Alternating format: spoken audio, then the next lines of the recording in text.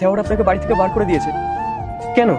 আসলে আমার স্বামী একটা বিজনেসের কাজে বিদেশে গিয়েছিলেন, আর সেখান থেকে ফেরার পথে আমার স্বামী একটা দুর্ঘটনা তার প্রাণ হারিয়ে ফেলে। আর সেই থেকে আমার শাশুড়ি, আমার দেওর আমাকে কথা শোনাতে থাকে যে আমি নাকি অলক্ষী, অপয়া, আমি নাকি আমার বরকে খেয়ে ফেলেছি। আর ওনারা আমাকে বাড়ি থেকে বার করে দিলেন। আর আমি আমার নিজের বাড়িতেও যেতে পারি।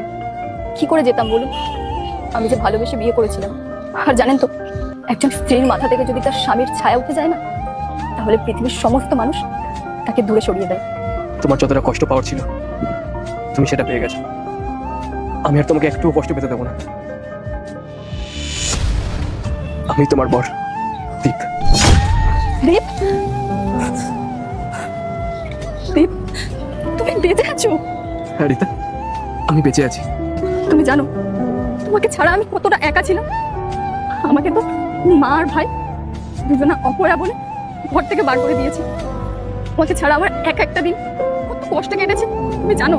আল্লাহর নামটি দেখে যে এড়িয়ে যাবে তার মনের ইচ্ছা কখনোই পূরণ হবে না। তাই আল্লাহর এই নামটির জন্য একটি লাইক এবং সাবস্ক্রাইব করে যাও।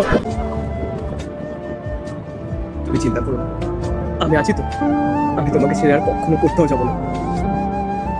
কিন্তু তার আগে আমাকে মায়ের সাথে আগে কথা বলতে হবে।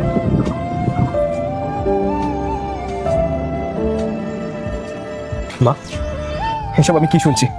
ও কি বললো আমাকে এগুলো? আরে চুপ করে আছো কেন? তুমি তো আমাকে বলেছো ওই কোন একটা ছেলের সঙ্গে পালিয়ে গেছে। আরে চুপ করে আছো না? আনসার মি মা, আনসার মি। কারণ কারণ ওকে আমার পছন্দ ছিল না।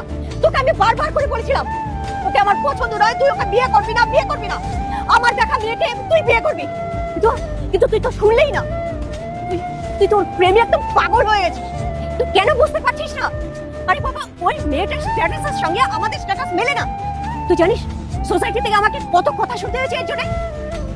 তুই এটা বোঝার চেষ্টা কর ভাই। বাহ মা, বাহ।